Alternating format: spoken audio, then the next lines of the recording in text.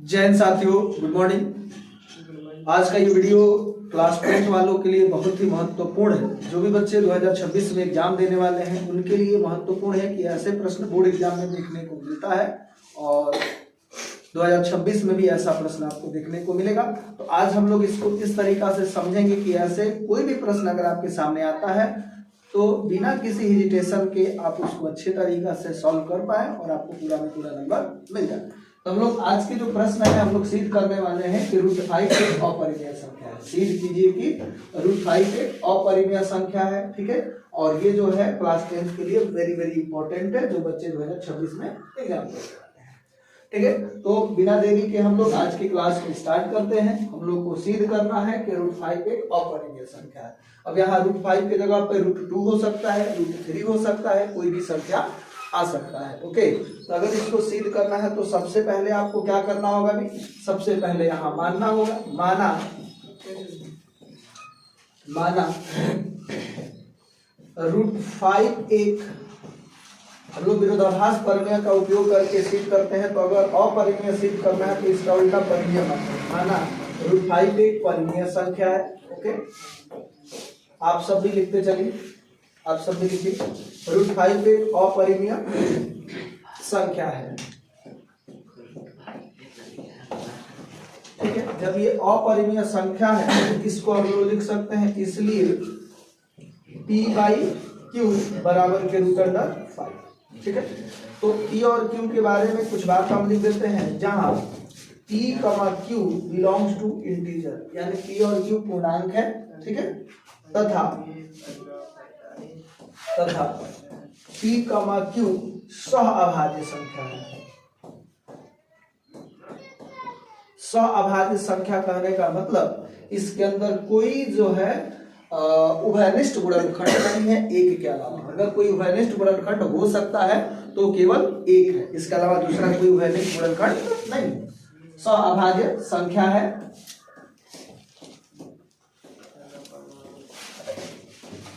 Okay. और साथ ही साथ यहां पर लिख सकते हैं और Q not is equal to 0, यानी जो ये नीचे में Q लिख रहा है ये 0 नहीं होना चाहिए। तो क्या मैं इसको ऐसे लिख दूं, क्या इसको पहले लिख देते हैं, यहां से इसको कर देते हैं √5 बराबर हो जाएगा P/Q। और आप इसको क्रॉस मल्टीप्लाई भी कर सकते हैं। क्या किया जाए, इसको अगर हम लोग क्रॉस मल्टीप्लाई करेंगे तो यहां से मिल जाएगा √5Q इज इक्वल टू के क्या मिलेगा P। अब यहाँ पे हम लोग कर देंगे दोनों तरफ वर्ग करने का, दोनों तरफ वर्ग करने का।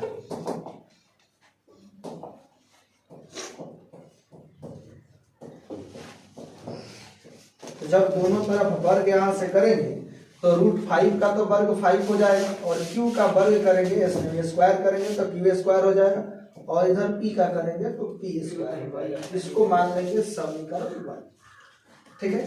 यहाँ हम लोग एक दो बात देख सकते हैं। यहाँ पर एक बात क्या है कि यहाँ देख रहे हैं कि 5 जो है इसको इधर लेके आएंगे तो ये 5 भाग में हो जाएगा। तो भाग में हो जाएगा इसका मतलब P और ये क्या है Q² आ जाएगा। यहाँ पर आप देखो, अगर हम इसको इधर ले करके जाएंगे तो Q² is equal to P²/5, यानी P² में 5 से भाग दे रहे हैं। तो चूंकि Q एक पूर्णांक है तो पूर्णांक का स्क्वायर भी पूर्णांक आ रहा है, यानी कि पूर्णांक आ रहा है। इसका मतलब P² 5 से डिवाइड हो रहा है। तो इसके जस्ट नीचे आपको लिखना होता है क्या कि यहाँ हम लोग देख पा रहे हैं, इसको थोड़ा सा और ऊपर कर दे रहे हैं हम।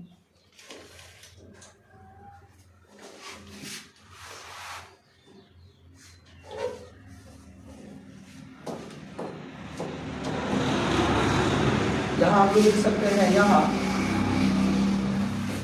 जो P² है P² 5 क्या भैया P² 5 से विभाज्य है, ओके।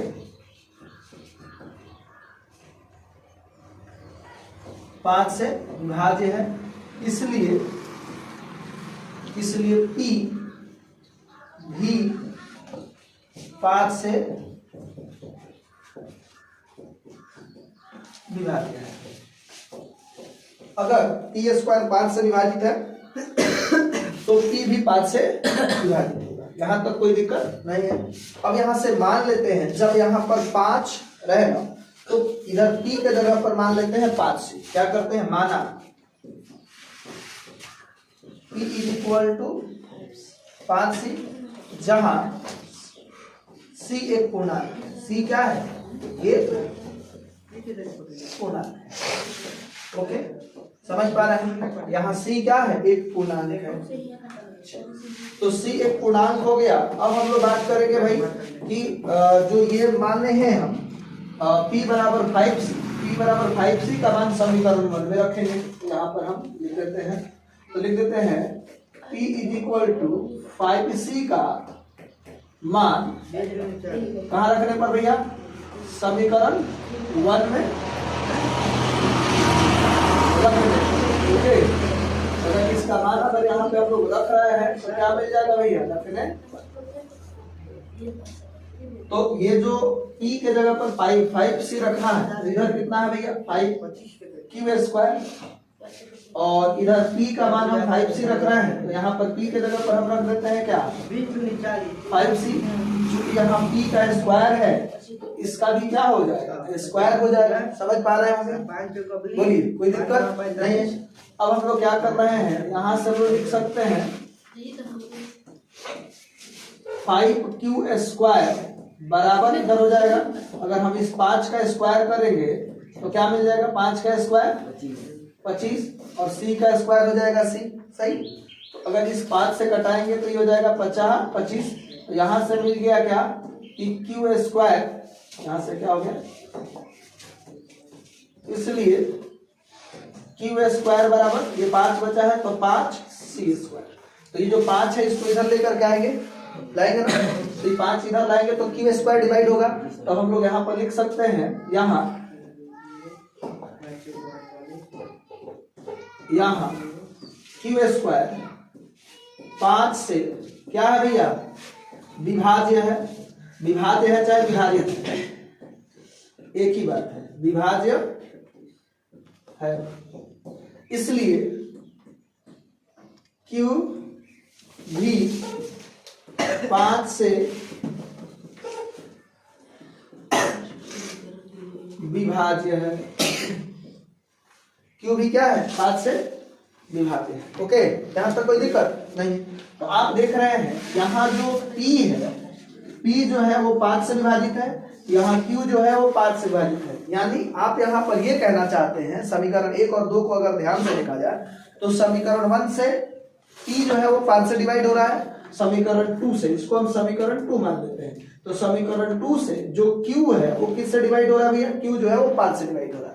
तो इन समीकरण 1 और 2 से तो ये पता चल गया कि p और q में एक उभयनिष्ठ गुणनखंड जो है वो कितना है, 5 है, दोनों में 5 है। लेकिन शुरुआत में आपने जो माना है कि p और q इंटीजर है तथा p और q सौ अभाज्य संख्या है, यानी शुरुआत में आप ये पहले से एकदम क्लियर कट समझा दिए हैं कि p और q में किसी प्रकार का कोई उभयनिष्ठ गुणनखंड, ये जो है ये विरोधाभास है, ये हम लोग जो माने हैं उसका विपरीत है। तो कैसे लिखा जाता है, तो हम लोग लिखेंगे समीकरण 1 तथा 2 से, समीकरण 1 तथा 2 से a तथा, सब a कहां से हो जाएगा भैया, p ना होगा, से p तथा q में उभयनिष्ठ गुणनखंड, उभयनिष्ठ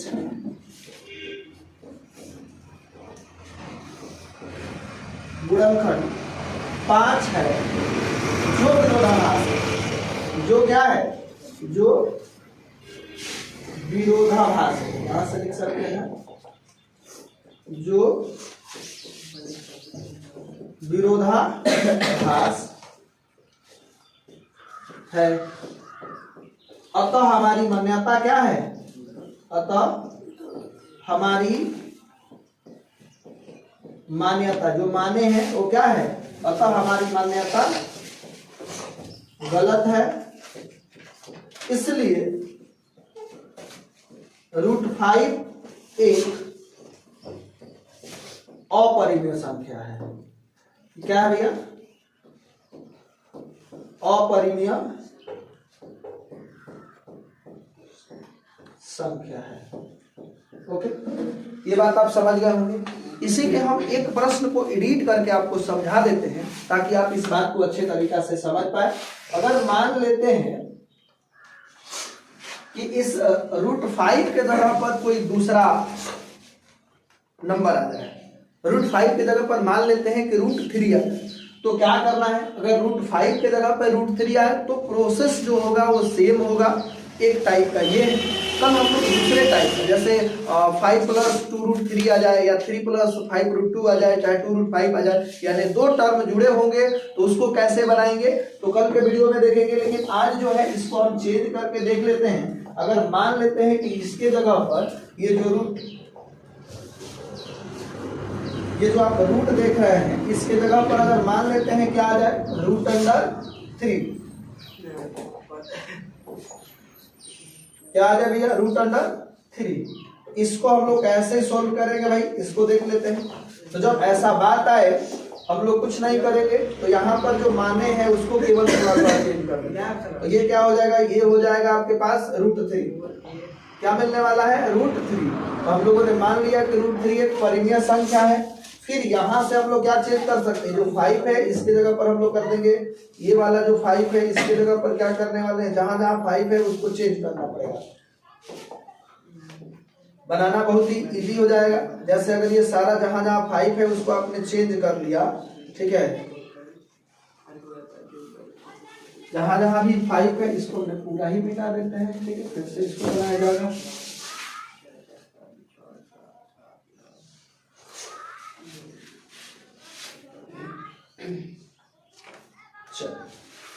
तो अब हम लोग देखते हैं यहाँ पर भी है उभयनिष्ठ है। ये क्या है, उभयनिष्ठ है। यहाँ पे ध्यान देना पड़ेगा, उभयनिष्ठ। और ये जो आप देख रहे थे इसके जगह पर क्या करना है, √3 कर देगा। तो ध्यान दीजिएगा, यहाँ पे क्या हो गया, √3 मिला। फिर इसको हमने इधर ला दिया तो ये हो गया √3। क्रॉस करेंगे तो ये हो जाएगा √3³। जब इसका वर्ग करेंगे तो ये √3 का हो जाएगा 3, और p² का क्यूब, p² p का हो जाएगा p²। इसको मान लिया समीकरण 1। तो ये 3 जब इधर आएगा तो ये p² हो जाएगा। इसका मतलब हो जाएगा p² किससे डिवाइड है, 3 से। तो जब p² 3 से डिवाइड है तो p भी किससे डिवाइड होगा, 3 से।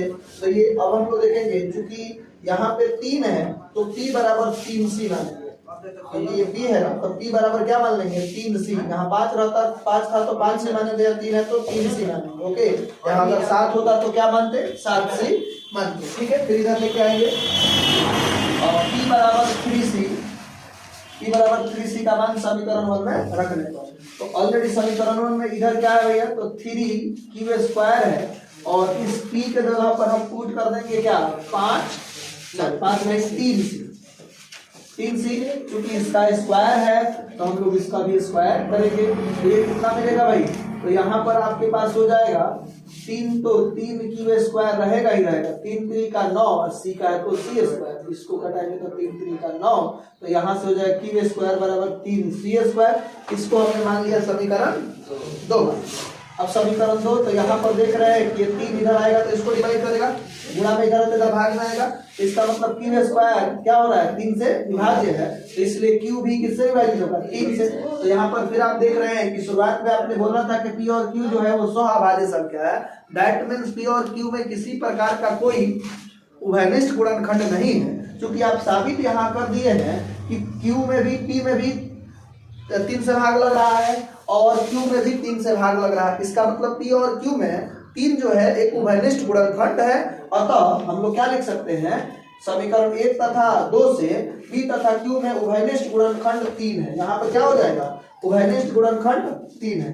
ये जो आपको दिख रहा होगा कि गलत लिखा हुआ है, गलत नहीं है। उभयनिष्ठ गुणनखंड क्या है, कैसे लिख देते हैं हम,